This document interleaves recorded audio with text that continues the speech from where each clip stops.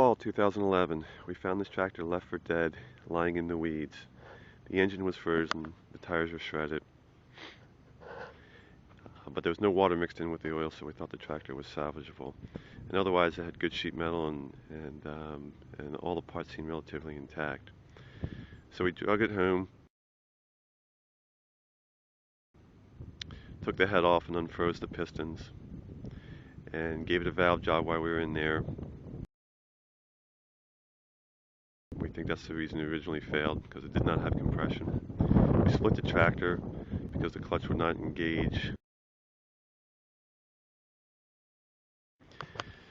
Rebuilt the generator, rebuilt the starter, rebuilt the carburetor, rebuilt the electrical system, new muffler, a couple of new tires, and let's see if it starts.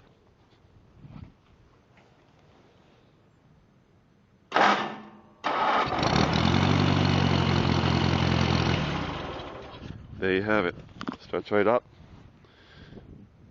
We can start with the hand crank here, the old-fashioned way.